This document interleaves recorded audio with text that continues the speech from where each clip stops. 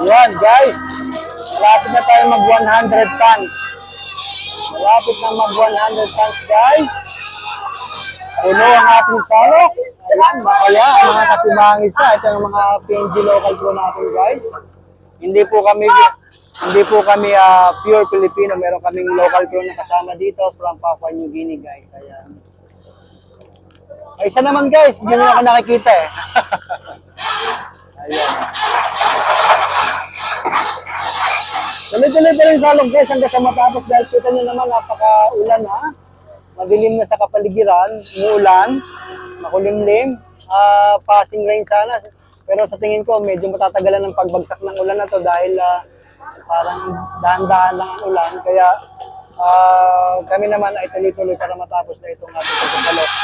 Marami pa pong sasalukin.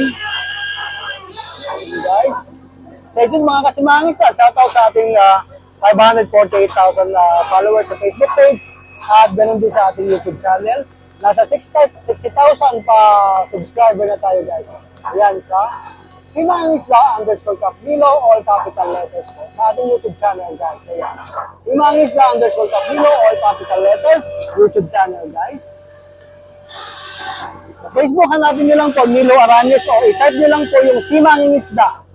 I-type nyo Simangisla or #Simangisla.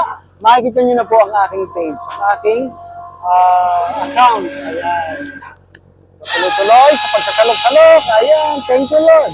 Na-bless po tayo for early morning blessing guys. Kaya naman kahit na ganitong panahon guys ay tayo nagpapasalamat dahil nakakita tayo madaling araw ng ating silong. Usually nga sinasabi ko guys, pagka silong ay buo ang isda, intact at madali-daling hulihin dahil yan ay ating tinatarget sa sonar. Unlike po sa ating sawan, ayan guys ay hinahabol natin. Kaya minsan pagka mailap hindi mahuli, kaya minsan talagang wala tayong huli, kahit minsan tatlo, dalawang area na tayo, ay hindi tayo makahuli. Pero pag sa silong cup, malaki ang, pag sa silong po, mas malaki po ang percentage natin na mahuli po. Basta intact pa ang isda at nasa tapat ng ilaw ng ating skip guys. Yan. Thank you guys for watching. Ayan, tuloy-tuloy lamang. Hanggang tapusin na natin ito. Marami pa.